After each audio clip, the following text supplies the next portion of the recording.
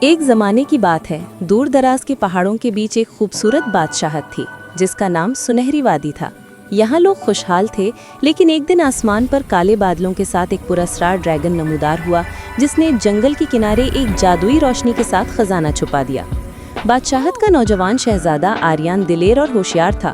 اس نے فیصلہ کیا کہ وہ اس خزانے کو حاصل کرے گا تاکہ اپنی بادشاہت کے لوگوں کی حفاظت کرے۔ اس کے ساتھ وفادار گھوڑا برق اور ذہین دوست لیلا بھی شامل ہوئیں۔ سفر کے دوران انہیں خوفناک راگ دیووں، جادوئی سانپوں اور بھٹکتے ہوئے بھوتوں کا سامنا کرنا پڑا۔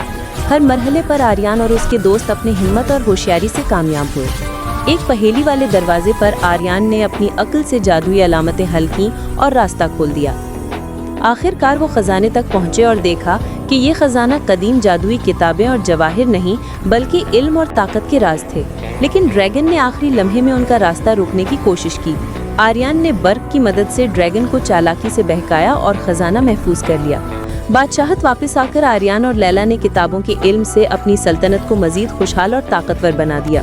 لوگوں نے ان کی بہادری اور ہوشیاری کی کہانیاں صدیوں تک سنائیں اور سنہری وادی ایک مثال بن گئی کہ حقیقی خزانہ دولت نہیں بلکہ علم اور ہمت ہے۔ ختم شد۔